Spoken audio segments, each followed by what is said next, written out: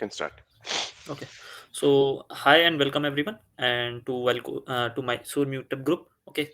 So thanks everyone for joining. And so today we have the topic MuleSoft Composer. So today we have Joey with us, like a renowned name in the Salesforce ecosystem. Okay. So he will be going through how we can connect systems without code using MuleSoft Composer. Okay. So before that, I would read out some safe harbor statement. Okay, like both the speaker and the host are organizing this meetup in individual capacity only. We are not representing our companies here. Okay, and this presentation is strictly for learning purpose, and presenter do not hold any responsibility that same solution will work for your business requirements. And this presentation is not meant for any promotional activities. Okay, so we are recording this, and recording of this will be uploaded to YouTube page and also to the events page within 24 hours. Questions, so we will enable your mic and you can ask questions directly with the speaker or in the chat. Okay, Q&A section, and so give us feedback.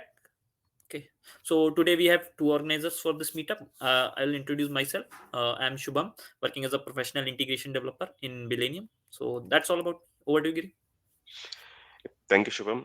Thank you, everyone, and good morning, good afternoon, good evening. So, joined from different regions. Myself, Giridhar, I'm working at Hasdun as a senior architect. I take care of MuleSoft accounts. So, I'm certified developer and architect both in MuleSoft and AWS. And I'm leading this Mysore group, and I'm a MuleSoft mentor as well. And today we have Joy with us to talk about Mule Composer. So hope many of you all know about him. So we are seeing him in everywhere these days. So yeah, please speak out if you have any questions. We have turned on all your mics. So or you can put it in the chat. We can take up at the end of the session. So over to you, Joy. Yep. All right. All the I'll best. go ahead. Yes, I'll go ahead and share my screen now. So first of all, I really appreciate the time. Thank you for having me, and thank you for the invite. Just to introduce myself, I am Joey Chan. So I'm a Salesforce MVP and also a MuleSoft mentor. So basically, I've been working with the Salesforce ecosystem for quite a while now, technically around 14 years. So I would say fairly new to the MuleSoft ecosystem though, but I've actually been dealing with a lot of integrations for a lot of Salesforce customers that we have. I'm also the founder and technical architect at Cloud Jedi Solutions. So I've also been ranked number one on the App Exchange as a developer. I'm also 26 times Salesforce certified and 3 times MuleSoft certified. And then I also lead the community group here in the Philippines for the admin specifically. But unofficially, I also work with a lot of the other leaders for the Salesforce developer community and also the other communities like the Marketing Cloud and the others. I'm also one of the organizers for Philippines Dreamin and Southeast Asia Dreamin. For those that are not aware, these are actually conferences focusing on Salesforce technologies. So now that MuleSoft is now part of Salesforce, is actually part of the family now. So we'll look into making sure that we have some topics related to MuleSoft folks. All right. So first off, the main thing that we have to talk about here is what is the main problem, right? So more and more, there are so much business demands in terms of automation, in terms of connecting with different SaaS applications, in terms of capabilities, in terms of mobile and analytics, right? What is the problem, right? So the main problem is we only have so much delivery capacity. So in many companies, the IT team can only deliver so much, mainly because it's not really sustainable to keep on hiring more people in order to keep up with the demands, right? So the thing is, this is the curve for the demand, and we only have so much delivery capacity. How do we then deal with that demand and capacity gap, right? So based on these studies, 82% of business teams they need easy access to the data and IT capabilities, meaning how, let's say, can a business user be able to access data that's in a separate system, right? And then only 37% of organizations say they have the technology and skills to keep pace. The main target audience here is really the business user and, for example, Salesforce admins, right? These are the people that are directly dealing with the businesses. The big question is how can we empower them to be able to create automations and let's say integrations on their own without necessarily having to put more load on the IT team, right? So this is actually the Salesforce solution. So as based on what I've heard, many of you may not be familiar with Salesforce, right? So basically, Salesforce in itself, at its core, it's what we call a CRM, right? So um, customer relationship management tool. These are mostly used by companies to manage their customer journey, right? So coming from all the way from, let's say, how do you gain customer, whether it's through marketing events, through through newsletter, there are many ways to get leads, right? So this is where you manage all the way from, let's say, a potential customer all the way down to the sale and customer support, and how do we then make sure that we retain them as customer, and how we then upsell to that same customer, right? So there's a whole cycle for that process, and Salesforce is the one of the leading solutions for the CRM space, right? Based on the recent studies, it's actually taking up around 20+% of the market share, right? So it's quite a large percentage compared to the second one in the list. And then one of the most important things there is how do we then enable our business users or functional users capability to create automations without necessarily having development knowledge, right? So if you need to create automations within Salesforce, the main solution is really the Salesforce flows. There used to be options for you to create what we call workflow rules and process builders, but they're now being deprecated. Now the main option is really using flows. But the question is, what if you need to integrate with third-party systems, right? So what if it's not being triggered from within Salesforce? So let's say something could happen within NetSuite, and you want the data be sent over to either Salesforce, to Slack, or to other systems. The one of the options that you could do in order to empower your business users is actually using MuleSoft Composer. So what is MuleSoft Composer? It's basically a no-code tool that allows users to be able to create integrations without code. So for those that are familiar with Salesforce flows, it's actually somewhat similar. So in a way, you could either create a scheduled item, meaning this is something that I want to run, let's say every 15 minutes, every 30 minutes, or every day, right? So we have a certain process. It could be something like checking the data that we have. And based on the data that we have for the current day, we want to send these data over to spreadsheets, for example. So there are many ways we can use Microsoft Composer. At the end of the day, it's really empowering the business users to be able to create these on their own, right? That's why you'll see a lot of this are somewhat simplified intentionally to make to remove a lot of complexities that we have to deal with as MuleSoft developers and architects. These are intentionally simplified because the goal really is for non-technical users to be able to create automations on their own. So who is it for? These are some of the personas that you may see on the Salesforce ecosystem, since coming from primarily the Salesforce ecosystem, right? A lot of these, one of the products, take note, there's two variants of the MuleSoft Composer. One is the standalone MuleSoft Composer, meaning you can purchase it without a Salesforce license. The other option, which I think most customer would be having, is what we call MuleSoft Composer for Salesforce. This means that it actually runs on top of Salesforce, and this way, this is something that would be managed within Salesforce.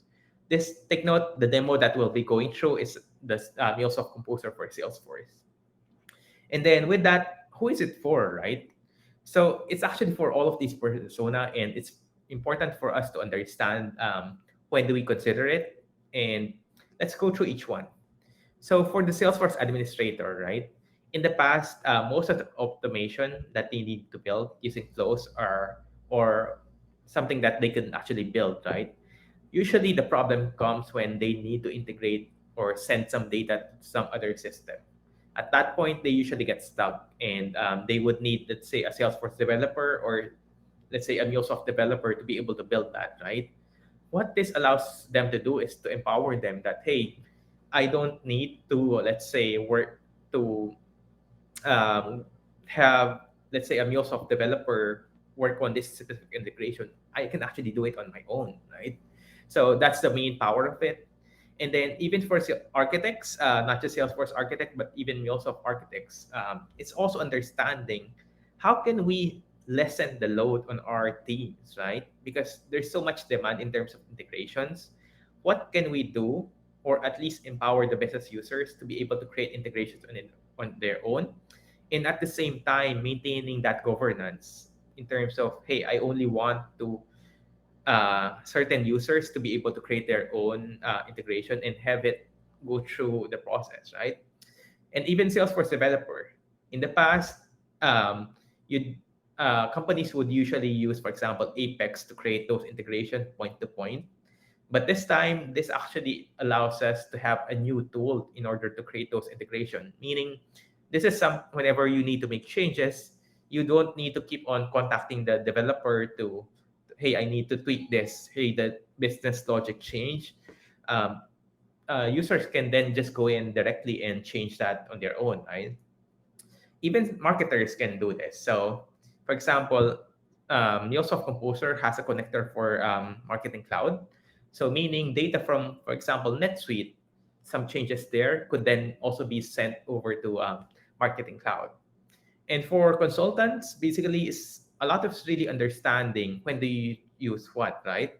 So in many cases, it's very important to understand what are the tools available and what options we have at different price points and what would be the best tool for the customer. It's really understanding all of these capabilities.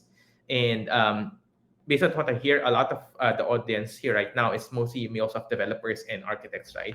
So it's the main point. A lot of these can look definitely very easy because it is intentionally made easy because it's really meant for the business users, right? So I'll go ahead and start going through the demo before we go through the rest of the slides. I'd want to get to the action right away. So from here, this is actually how Salesforce looks like. So from here, we have the different options about, this is what we call an app. So we have an app for MuleSoft Composer, and it contains different tabs. The templates is actually used for processes wherein you want to easily create certain type of automations easily, right? For example, as you create or update a Jira issue, and then you can also send that over to Jira, right? So these are some of the built-in templates. Take note, there's not that many, but these are some of the more common ones that allow, let's say, admins to easily create one and just fill in the values. So it's basically a template to speed up the process of implementation, right? And then in this case, we'll actually be starting something from scratch, right?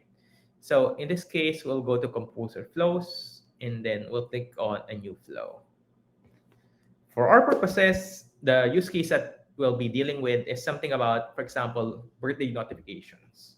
This is something really simple that some companies really use. Actually, it's as simple as, hey, we have a lot of the contact information within Salesforce. We actually also have their birthday and some mobile number. We want to be able to send a birthday notification, especially for the ones that we have, for the ones that are high value customers. Hey, we're making $1 million out of this customer. We want to make sure that this customer feel valued. So there's two things that we have in mind in terms of the solution that we'll build here. One is making sure that we send a message to the AE to prepare a nice gift for that customer. And also sending a text message directly to the customer, just greeting them a happy birthday, right? So in this case, we'll just go ahead and start building that out. But before that, I just wanted to show you some of the options available here. First is we need to change the name. So let's say Mysore demo for birthday. We'll hit save. And then from here, we have at, here two options, right? Where should the start, what should start this flow? It can either be a system event. Many of you are familiar with different HTTP events, right? Or it can also be coming from a scheduler. So just to look at this, what options we have here. So from here, you'll notice we have quite a number of system involved, right? So we have Asana, Box, Gmail, Google Sheets. So meaning, let's say whenever a new email comes in, let's say from Gmail, we can trigger a certain action. Okay, I want you to read that specific email, look into attachment, and then do another processing. So that's where a lot of the combination of the other products too, along with, let's say, RPA or any point platform would come in. So you could also trigger it from, let's say, Google Sheets here. So let's say usually it's this in conjunction with Google Forms. Let's say a new user fills in that form, you want a certain automation to fire. So it could be sending some data to Salesforce, sending it to another system, right? So these are some of the options that you can use. So it could also be coming from outside Salesforce, right? So in this case, Jira, let's say a new Jira gets created or updated, we can send it to any of these other systems. All right. We also have Slack and other options here. But at least for our purposes, we'll go through the scheduler. What we'd want is we want this process to run every day. In this case, we have different options here. You'll see we can schedule it every 15 minutes, 30, 45, an hour, or even every day, every week, or every month, right? Every 30 days. So in this case, what we can do is we can choose every day. And then from here, we'll have to click on this button plus icon to tell it, okay, what do I want to do every day? In this case, what I've done so far is within Salesforce, I've actually created what we call a contact object or contact record. This is simply an information about me, for example, and then I've set the birth date to, let's say, December 12th for today, and then I've changed the date to this one. One thing I did actually on top of this one is I also added what we call a formula field. What this simply does is it's actually checking today's date. Is it the same for the year and the month? If it matches, then it returns true. Then it's the person's birthday today. Otherwise, it returns false. We'll be using this as part of the scheduler to determine, hey, whose birthday is it today? In this case, what the next step is, we want to do a system action. We then want to grab the data from Salesforce in terms of the contacts that have a birthday for today. In this case, I'll click on this. Here, I'll select Salesforce as my connector. In this case, I've actually already connected this specific Salesforce org. So I'll just select this. But if you want to add a new one, it's as easy as selecting the details, if it's a soundbox, and then literally logging in. That's all you need to do. So in this case, I'll just select the existing one.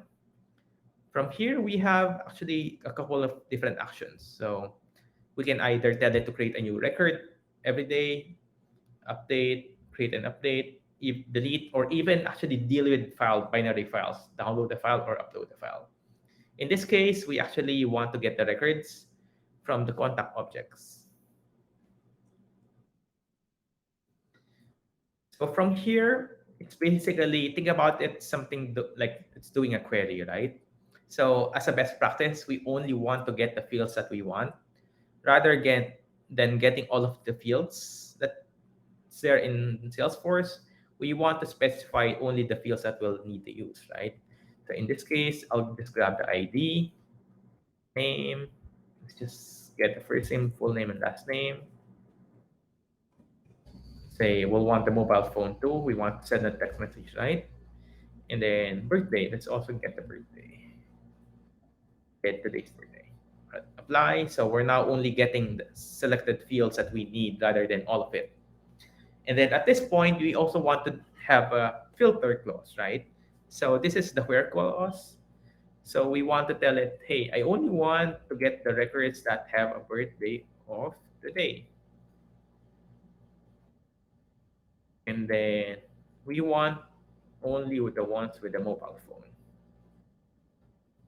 Is not empty. We don't actually need to sort it. Let's go ahead and save this. One very important thing to take note, this is, and then I'll go ahead and test this out. One very important thing to take note is that if I were to right click on this and view frame source, you'll notice it's actually running inside MuleSoft, right? So you see e1.composer.mulesoft.com. What this means is that each time, let's say a customer buys, let's say MuleSoft Composer for Salesforce, a new Composer instance actually created, and it's actually running on top of the Anypoint platform. But basically, there's only one MuleSoft Composer instance, and everything that you do here is actually being saved there, right? And then going back here, so I did do a quick test, and it actually found this record. So there's this one, contact name is Joey Chan, the birthday is true, and then this is the mobile phone. And then at this point, what do we want to do with this information, right? So from here, we click on this one. You'll see here we have two options for the logic. We can either use a if else block to check things, but in this case, if we actually need to go through a for each loop. Why do we need to go for each loop, right? So in this case, it's actually doing a quick query, right? So it's actually a query like this. So select ID and name and the other fields from the contact where his birthday is true, and mobile phone not equal to null, right? Meaning it's not blank. So we have this here. Even if we only have one record, it's actually giving us a list or a collection. So what we have to do is use this for each loop to go through the list of items from this query. So in this case, we'll use the input list of contact, and then take note, this is something that can be confusing for some new folks. There's two options here, right? It matters which one you select because this one is for going through the items within this for each. This one is going to be a next step after this for each loop finishes. In this case, we want it to run based on each of the contact it finds. In this case, we have different options. For this one, I'd want to send a quick Slack message to, let's say, the AE, sending a message that, hey, I want to make sure that you're aware of this specific person's birthday, and just make sure to send a nice gift to that person, right? So here, I've actually already connected Slack. All you have to do is click on Add New Connection. Same thing, just go through it and log into that Slack. In this case, I'll just select an existing one here. And then you have different options. Here, you can either get the user by email, posting a message to a channel, or send a direct message. In this case, we know that there's one specific account executive. So we'll just select this. I'll select data from a list, and then I'll just pick my own name here. Here, we have an option of hard coding things. Send or create a happy birthday. So right now, if we are hard coded, right? But we actually have the option of using what we call the custom expression. The interesting thing about this is actually it's actually using data weave as its back end, right? So many of you would be familiar with some of the functions here, dealing with the dates, strings, and numbers. It's using the subset of what we have in the data weave and using it here. So in this case, we want to be able to know who it is that we're greeting. We can also apply some simple transformation, right? So let's say we want to use the upper class. Greet, let's say, what's the name? Let's put the name here, add the full name, and then make sure to send a really nice gift. Then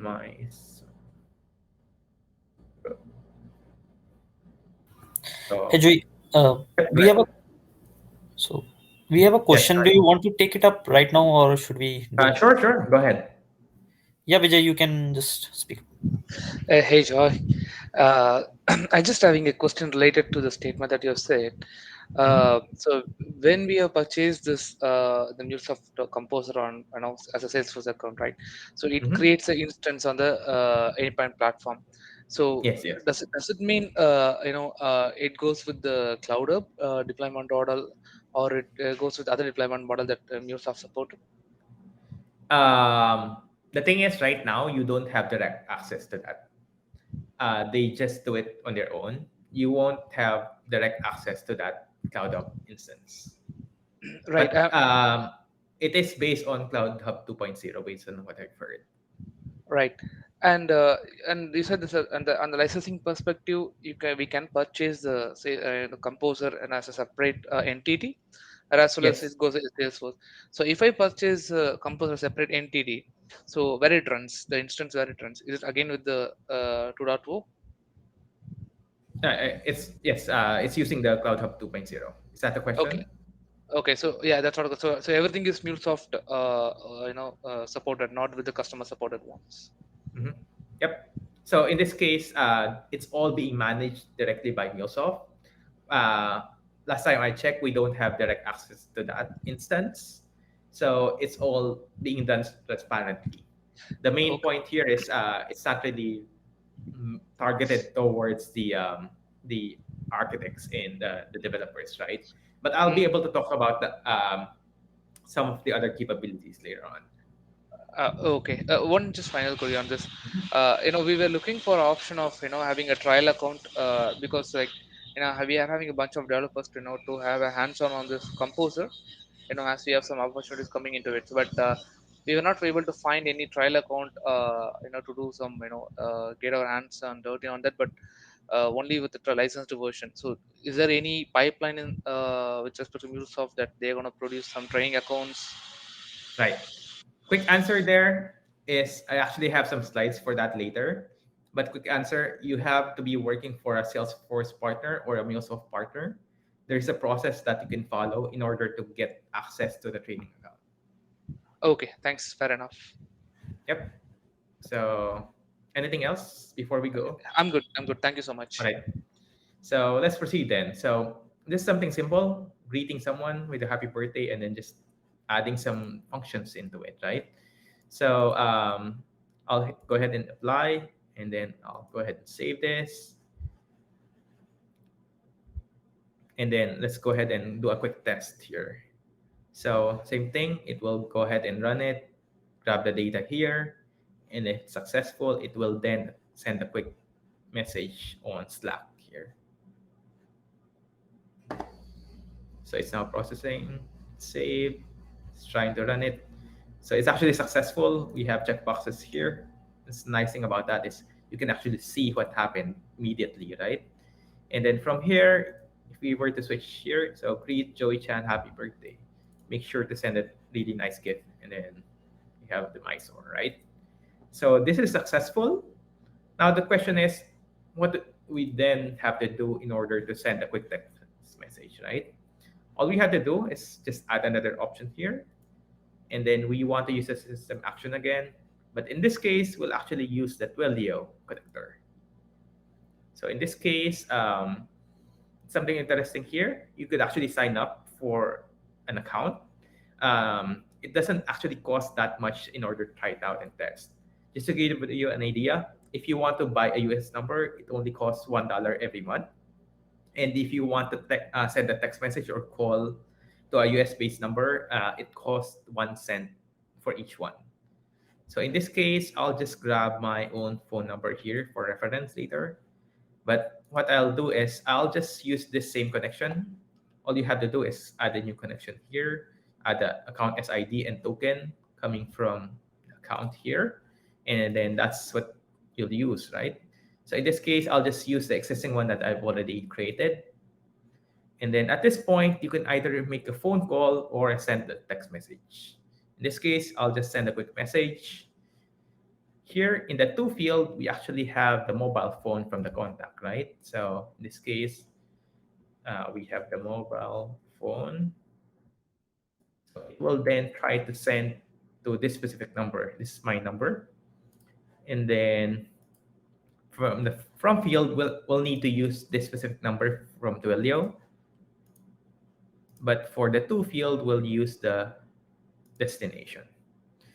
And then for the message text, I'll make something simple. So happy birthday. And then we'll use the name, first name. Hope you have a great day ahead. Then add my song. And we'll just hit apply, save it, and then we'll just do another test. You'll notice it only took us what, less than 30 minutes to create something really simple, right? So the main thing really here is there are many use cases that um, traditionally um, most business users would have to go to IT. Hey, I want this automation. The problem there is sometimes it takes weeks, could be months, depending on the organization, right? For something simple to get created. The main point of this one is really to empower them to be able to do that themselves, right? So it actually went through all the way here. So you'll notice it actually ran this again, this specific Slack message. So you'll actually see that we now have these two messages. And on top of that, it also should have sent a text message. In this case, we have this new message coming in today. So happy birthday, Joey. Hope, and then from the Mysore, right? So with that, there are quite a number of options here. Like I mentioned, for example, one very important thing to make note is these are the main options here, right? I'll talk about some of the intricacies here later. But going back here, actually, any questions so far on the demo? So if not, I can go ahead and go through the slides. Yes, so far we don't get much. So, sorry, is there one or no? No, no, I said there's no question so far. So you can go ahead. Yep. Okay. All right. More or less, the main point of that is I wanted you to get a glimpse of how it is like to build a quick and simple use case, right? And the thing is, there's so many options there. It's of course up to you to explore it and try it out, right? So right now, there are actually this one's not accurate. Um, it's not really 24. There's actually 26 connectors right now in terms of this one, and you'll see these are what we call dedicated connectors, meaning they already built a lot of the things that you need in order to connect to that specific system, so that you don't have to worry about those, specifically things like the authentication part, right? So you can connect to Gmail, Google Calendar, Google Sheets, NetSuite, Jira. But the main question is, what do we then do if there's no existing connector, right? Hey, if I'm, let's say, connecting to an internal system, what do we then use? So there's what we call HTTP connector. So it's something generic. The name is HTTP connector. The purpose of this is for those APIs that you could need to connect to that aren't doesn't have that dedicated connector, this is what you could use. That way, it's actually going to allow you to have much more integration opportunities. And one very important thing about this is it actually only supports JSON as the data format. If you're connecting with a system that only supports XML, this is not going to work. So at this point, you need to use the endpoint platform to do that, right? So just keep that in mind. And then, why should we consider MuleSoft Composer versus alternatives, right? The thing is, there are already quite a number of low-code options in the market in terms of the capabilities. Like there could be things like Zapier, could be something like Integromat or Make, and there are quite a number of other options, right? Why should we even consider this? Um, the main part is actually security and governance, right? Many companies actually trust MuleSoft as a platform, and this is actually based on that, right? Imagine for larger organizations, especially financial institutions, and let's say government, security is super important to the point that you want to be able to know and determine who can access to this, who can create automation, right? This is something that you can do with MuleSoft Composer. At the same time, there's also that flexibility option, right? I'll be talking about how this is purchased and some of the price points, and in a way the flexibility that it gives you in terms of how you want to use it, right? And then at the same time, because it's actually based on the Anypoint platform, it's actually scalable in terms of the capabilities. It's also what we call a central hub for what we call end-to-end automation. This is a fairly new package, only a few months old. There's actually a new package called MuleSoft Automation. What it includes is both RPA, a light version of the Anypoint platform, meaning you can get actually zero point 0.5 cores, plus the capability to use a MuleSoft Composer. For me, this is actually one of the biggest news for me, mainly because it actually lowers the barrier to entry for companies to get into the MuleSoft. So it's something that we'll go through later on. But this is the main thing for those that are not familiar with RPA. In many cases, traditionally, whenever we need to create automation, usually we look for API first, right? So does these different systems have an API? The question is, how do we then need, let's say, integrate with that system if there's no API available? There's only a screen where somebody needs to log in manually. RPA is really geared towards those that are UI based and you need to create some automations based on that. Those that doesn't have an existing API, meaning it could be some traditional systems like legacy applications, right? For example, we typically would see this in old banks wherein they're still using those black screens and things like mainframe, right? So these may not have an API for us to interact directly. So that's when RPA usually comes in. It's for us to be able to still integrate with that system and achieve a full automation. And of course, part of that package, actually, the MuleSoft automation package is the endpoint platform.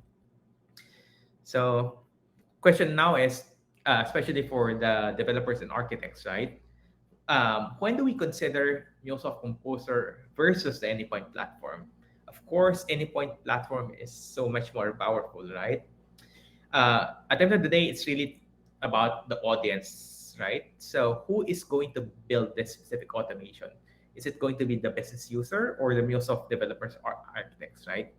You'll notice that that specific use case, something that will build really fast, less than 30 minutes, right? It is something that business users can learn and adapt to without, because in most cases, most IT team, especially the developers and architects, are going to be stretched in terms of capability.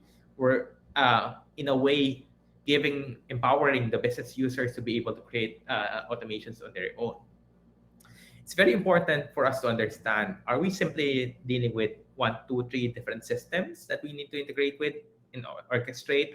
Or are we talking about 30, 50, 100 different systems, right? At that point, of course, we should be using the endpoint platform.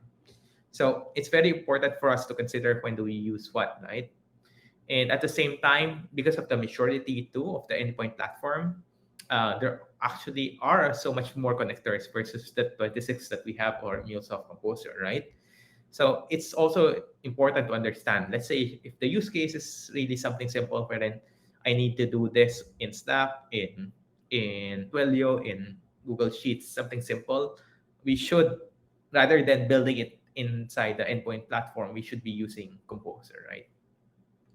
So integration complexity is also one of the biggest things, and of course, data volumes, right? Are we talking about multiple different systems and hundreds of thousands or even millions of records? So at that point, it's really the job for the endpoint platform, right? But if we're simply talking about hundreds or even thousands of records, it's something that MuleSoft Composer can do, and something that's, of course, reliable too, right? And then performance requirements. Do we need, let's say, an API, something to perform up to 1,000 requests per minute, right? What we call non-functional requirements. These are all things that architects need to consider when in determining which option to use, right? So what are some of the top use cases here? So there are Salesforce customers that have multiple orgs. Take note, it's not that many overall, but at the same time, there are, uh, for example, companies like Google. I've heard from a Salesforce architect there that they actually have hundreds of orgs at Google, right? So if they need to sync data in between Salesforce org, this is one option that they use. And then let's say for smaller organizations, let's say they want their business data, let's say opportunity data from Salesforce, moved over to NetSuite whenever the stage changes to close one. So meaning once they make a sale, I want this in my accounting system. So integration with Slack or Twilio for notification. So similar to what we demoed earlier. And there are also some use case for case deflection, right? So um, having cases and supporting cases is something that's quite expensive for many companies.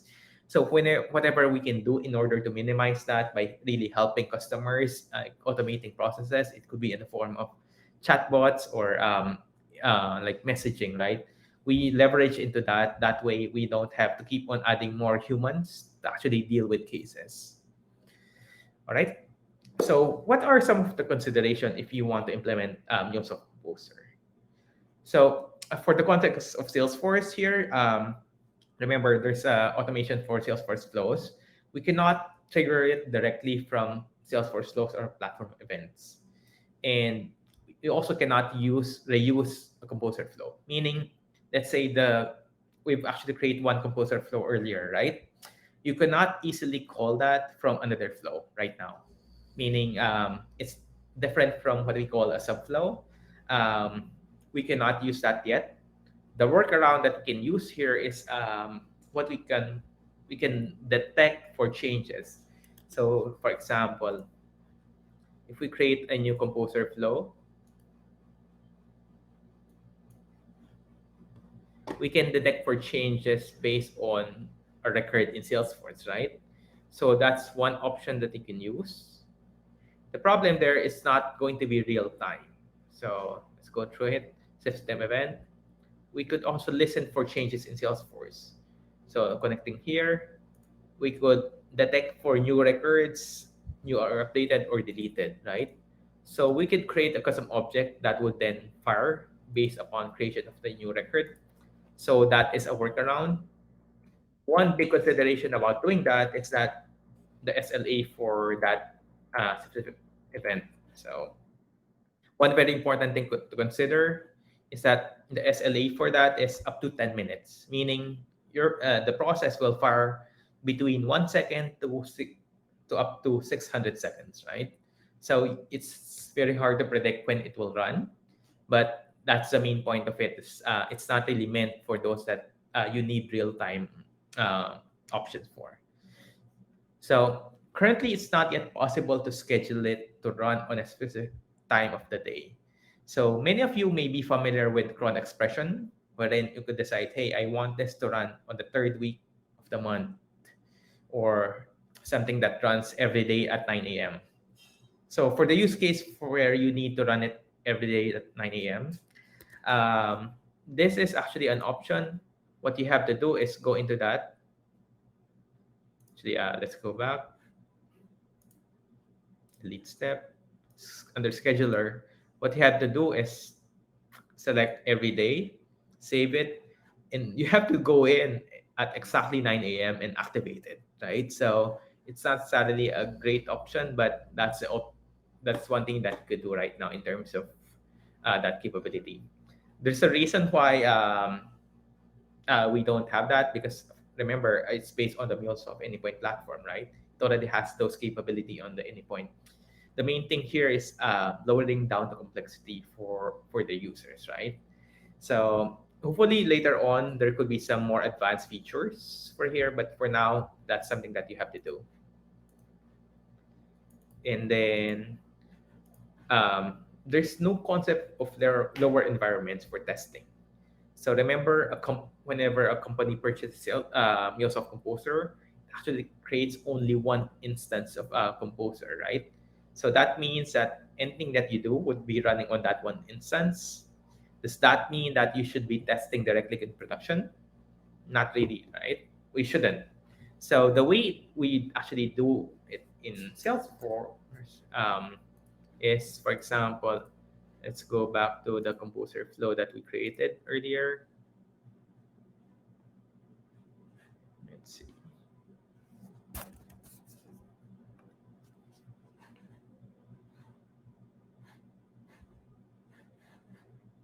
One option is there's actually an option of, let's edit this, changing the connection here. So click on this dot. So the way it works is that you have to test it. Let's say it should connect first to the sandbox. And then once everything's fully tested, everything's ready, you can go in, change the connection, and point it to your production environment. Hi, Yep. Joy. Go ahead. Yes.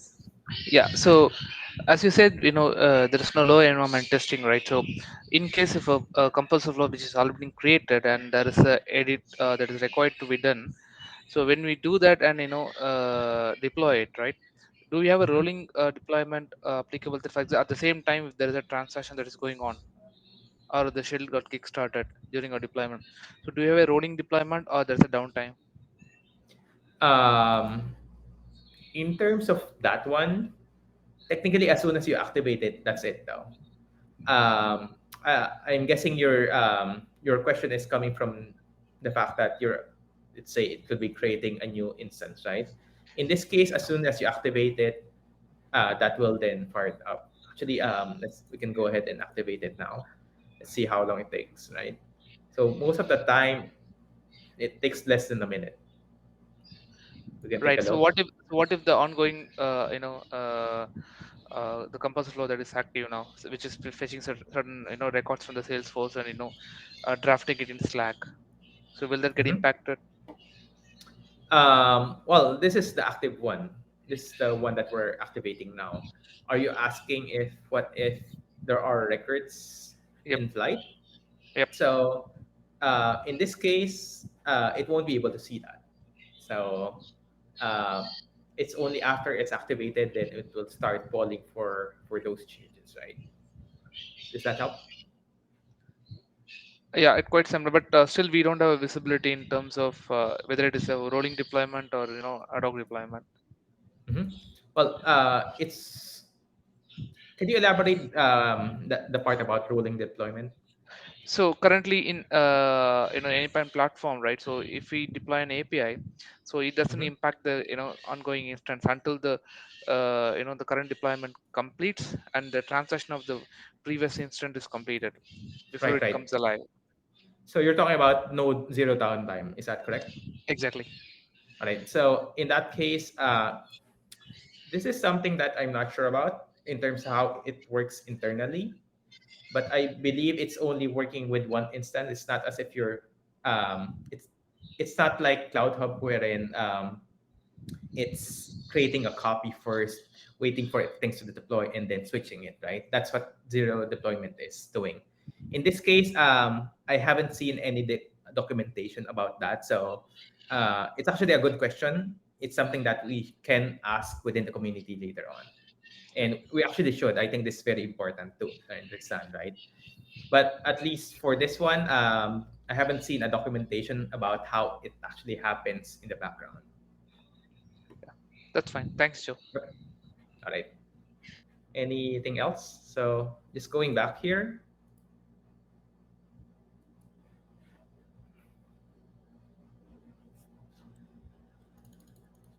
So there's no lower environment for testing, right? And there's also no concept of versioning for Salesforce flows because just to give an idea, each time we create something, we can create a second, third, fourth, fifth version. The way we handle that within MuleSoft Composer is we actually need to go in and actually clone this specific one. So going back here, we have to clone it and create a new version. At that point, the naming convention is very important, right? So we need to see, hey, is this version 1, version 2, version 3? And we also should know, is this connecting to the production environment, sandbox 1, sandbox 2, sandbox 3? So these are some of the consideration that you have to do. And then This is something very important here. It uses Salesforce API calls at each step, meaning, for example, this is one step, right? So it's actually doing another one API call here in Salesforce. This is very important because for the most part, for medium to large organizations, very important for you to consider how you create your flows and make sure that you're not accidentally firing your flows unnecessarily, right? So let's say if somebody were to create a process that runs whenever a new leads gets created in Salesforce. So the problem there is, what if somebody loaded up, let's say, 100,000 records?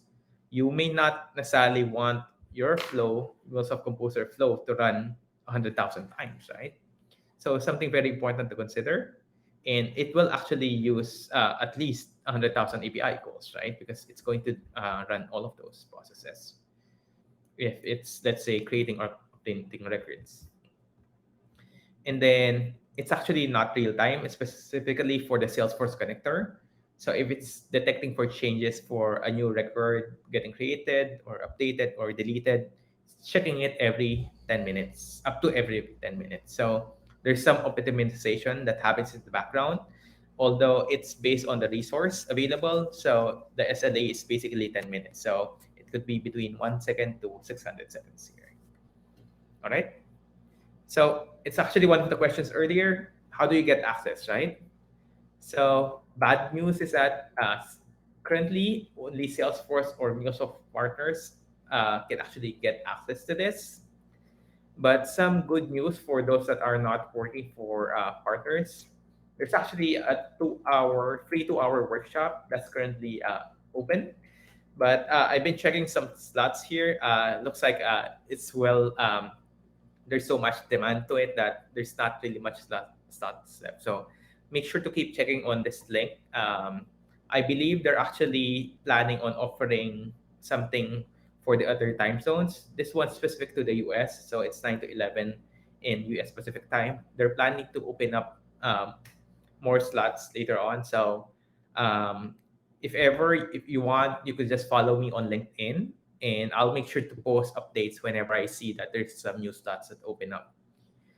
And then um, some of you may know, because MuleSoft is now part of Salesforce, a large part of their training materials are now being offered on Trailhead. So many of you may have MuleSoft developer or architect certifications, right? So those are all appearing in the trailblazer.me now, right? So in a way, you could actually get more badges, because the main point here is, for example, let me give you an idea. So this is sample of the Trailblazer Me. You could actually create your own account and have the same email. And then from here, you'll see the number of badges and all of your certifications that you have here, and even the MuleSoft one. All right. So something to keep in mind. This is very important because this also serves as part of your credential, right? So as, let's say, if you're looking for a new job or some evaluation, this is something that would be helpful to see what you have done and what you have learned, right? And then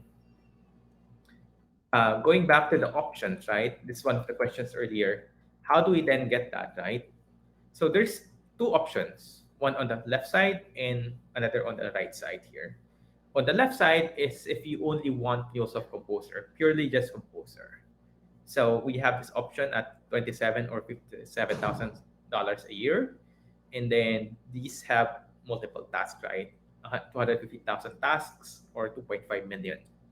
On the right side, which I think would be a lot better, relatively speaking, it's basically there's a package of MuleSoft automation, and then this contains both RPA, Composer, and the endpoint platform, which includes point 0.5 V course. So many of you are familiar with the V course. So this is something that you could do for the advanced use cases, right? This is something that's quite exciting for me. It's actually lowering the barrier to entry for companies to adopt MuleSoft Compose, right? And then the way it works is that you're actually buying credits on the right side, right? That 57,000 credits can either be used for any of these three, either 2 RPA bot minutes, 100 RPA API calls, 50 composer or 50 composer tasks. So these are some of the options there. And one important thing to take note, if you're getting the base package, so you have these three options for free or actually included. So Salesforce connector, Tableau, and Slack. Plus, you can have three additional composer connectors of your choice, right? And then you could either, if this one's not enough, you can either go for the unlimited connectors or have one, two, three, depending on what you need, right? And there's a corresponding price for that. And then you also have this point 0.5 vCores as the endpoint platform. All right. And make sure there's a question earlier about how it handles the switch, right? So I'd actually recommend you joining this group and ask the question there, mainly because a lot of the product managers here are actually there. So they'll be able to answer how it actually works in the back end. I haven't seen the documentation that relates to that in terms of how it works internally. So I can't answer that accurately. It's better to focus on the experts. With that, any questions?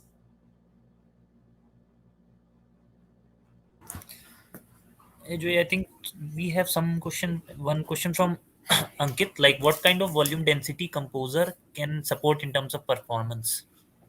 All right. Here's the thing.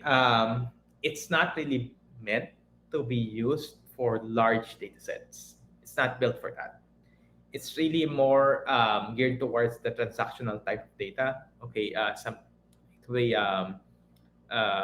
probably few hundred records or up to thousands of records. It can still handle that, but beyond that, I wouldn't necessarily recommend using it. I've seen some stats from the community. They've tried stress testing it. Let's say 100,000 records from Salesforce.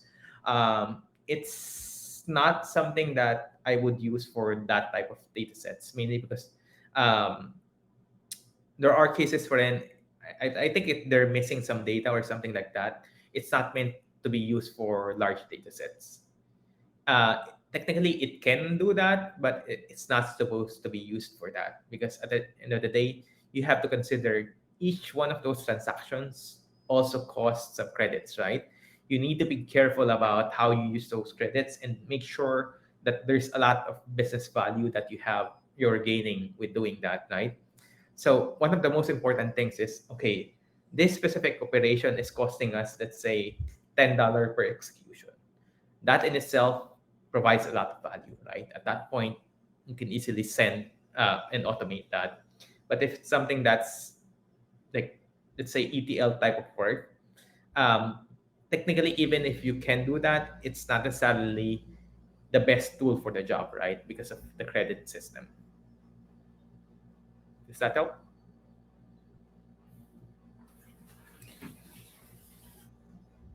I think so. So one more question from Caesar, like partnership required MuleSoft, Salesforce, or both? I believe either right now.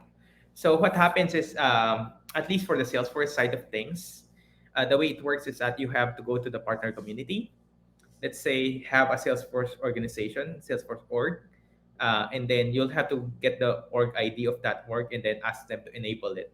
You have to create a case with a, partner community, and then they'll just enable it for you, and then you'll get access to MuleSoft Composer. All right. So one question from Sunil, like when we set the scheduler to run once every day, what time of the day does it run? Sorry if it's already Yep. covered. It's actually when you activate it. So if I activate it now, it's almost 340, I think here. So that will run 340 every day. Okay, It's the got it. current iteration time returned there, right? Is that the same? Sorry, what's the question?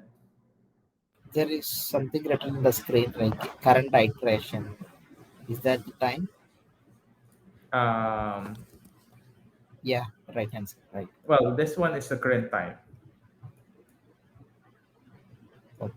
Is This that is the current the time. scheduler run time or This one's just the output. It's just outputting the current time when we run this. okay? And then there's a question about how to get access. So these are actually the steps here to the Salesforce Partner Portal. One question, Joy. So Mhm. currently, you are showing us the composer through the Salesforce, right? So what if you have purchased separately? So is it like, do you have any fine platform to log in to access a composer, or still do you have to get into the Salesforce account to access it? I believe there's actually an account for it, but I haven't tried that yet. MuleSoft Composer. So there's two things, right? Either standalone Composer or for the one for Salesforce, right? So there are different steps here. So there's a different process if you just want the standalone. So this may be actually be a good thing to review. Right. Thanks. Mhm. Any other questions? We Do stop. we have any more questions from anyone? Feel free to speak and enable your mic and you can speak. Mhm.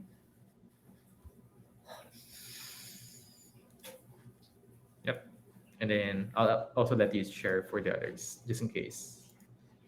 But yeah, I think at the end of the day, many of these are, I would say, quite simple, right?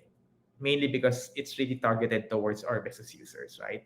The question is, how can we empower them so that even these simple things they can actually already do on their own without necessarily adding more load to our developers and architects, right? And at the same time, the interesting part about this is um, one of the features that is actually releasing soon enough or have released is sharing APIs. Meaning, if you create an API in your endpoint platform, business users can actually leverage those APIs using connectors within MuleSoft Composer. So they can already consume those APIs using Composer. So that's when the power comes. It's actually how you connect RPA, the endpoint platform, and Composer all working together. That's how you're empowering the whole organization to create more. Does that help? Yep. So I think we don't have any more questions, so we can move to trivia. All right. Mm-hmm. Go ahead. Thank you very much, Joy, for our nice session. Sure, sure. You're I think welcome. it is my first session to attend your one. I'm just waiting for you to connect, but it's nice to have this session.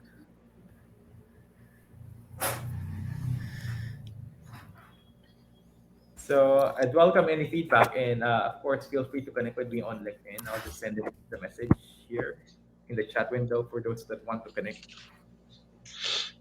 And if you have any questions about this one or any feedback for improvement, feel free to send it over. Yeah. So let's move. So we'll playing the quiz on Kahoot. So I have shared the link and the pin is here.